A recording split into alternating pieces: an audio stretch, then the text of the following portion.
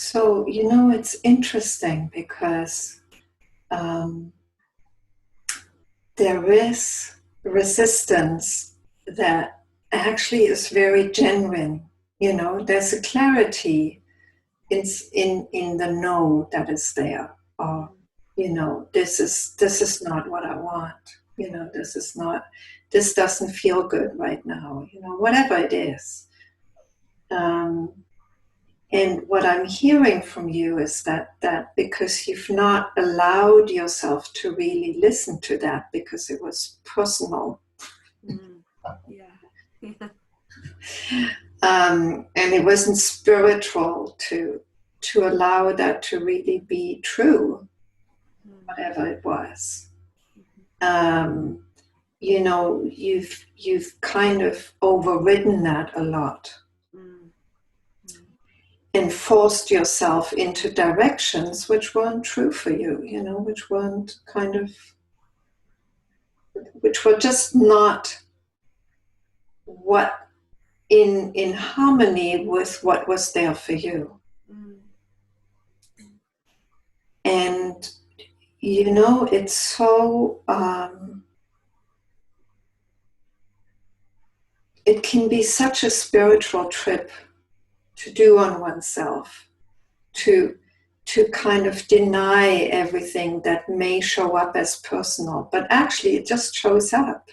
Mm. You know, Mm. I mean, if we don't spin a story around it that this is about me, Mm.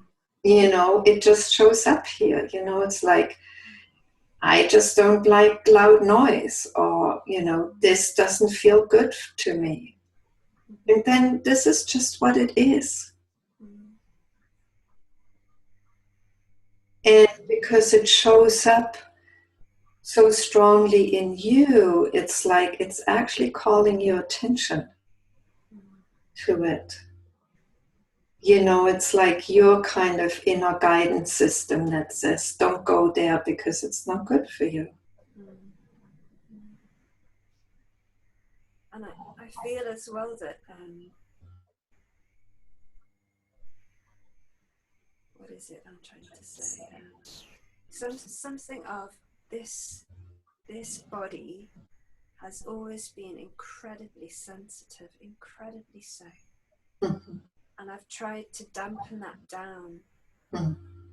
various times in my life, I would say, where I have really tried to kind of numb that out Mhm. in whatever practices, you know, very hedonistic when I was younger.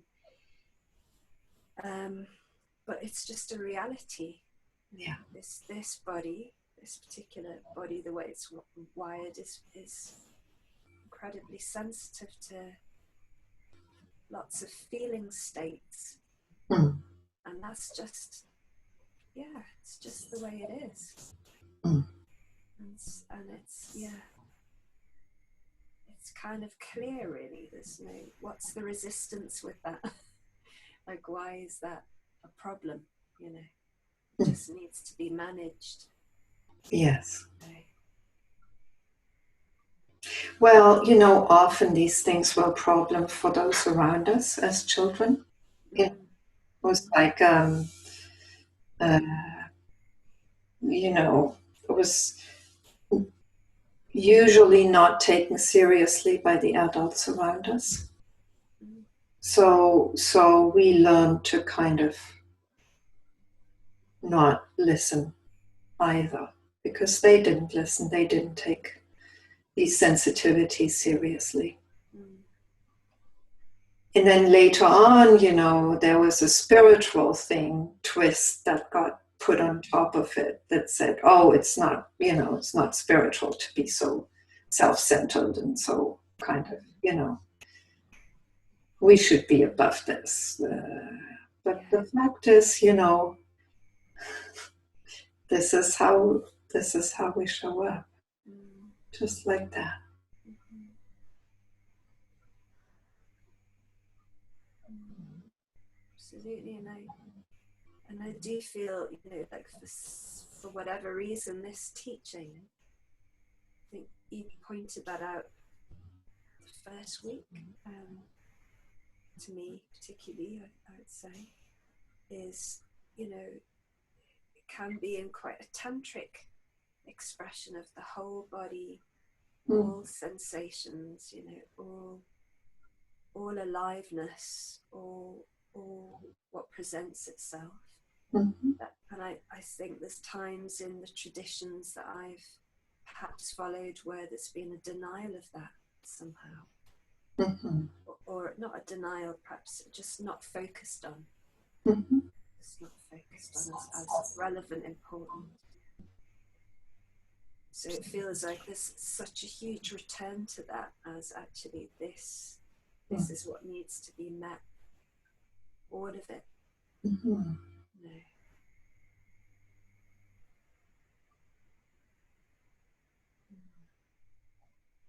You know, it's interesting. I feel that it's actually something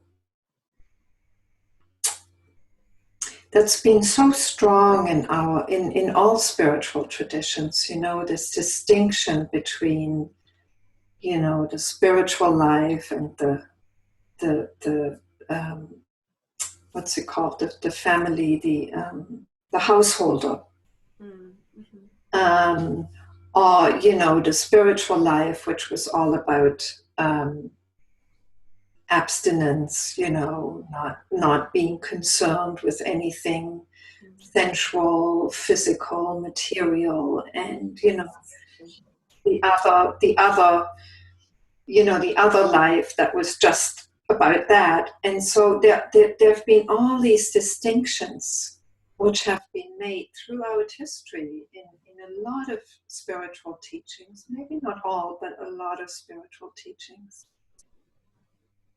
And somehow it's time to see that even those distinctions are ultimately not real. You know, I mean, ultimately, you know, whatever shows up is included. Nothing can be excluded. I mean, you know, how could it be? If all is one, nothing can be excluded. And it seems crazy now to think there could be, you know, ever have been any other way. It really does. It's like, well, of course, everything's this. Yes. So why would a householder be any different from a renunciate or? Yes. You know, it doesn't make any sense.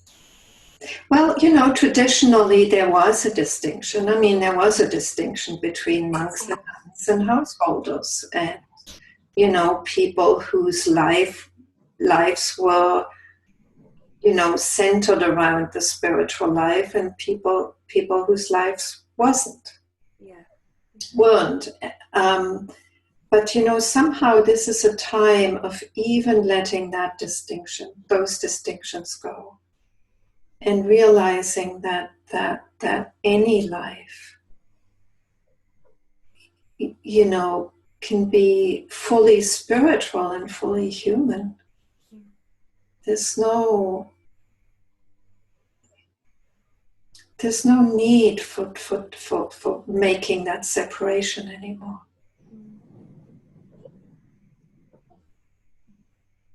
And actually there's great healing in not doing that, not making that separation, not making those divisions.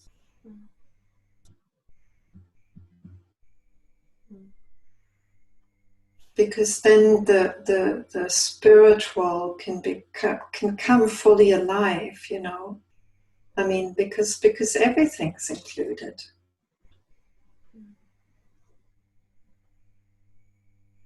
So to come back where we started, you know, this teenager who said no, you know, who somehow needed to be in that no, in that I don't want to, this doesn't feel good, you know, this is not my thing, you know, whatever.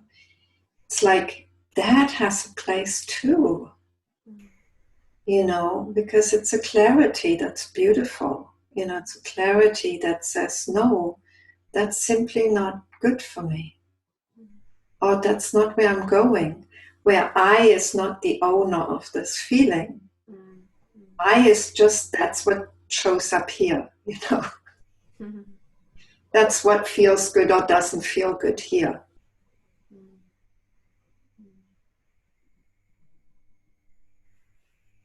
Yeah, and somewhere, you know, that's huge as well. I'm just really getting that's actually, there's something really immense in that. Yes, you know. Yes. It's very radical. Yeah, yes, all of it. Literally.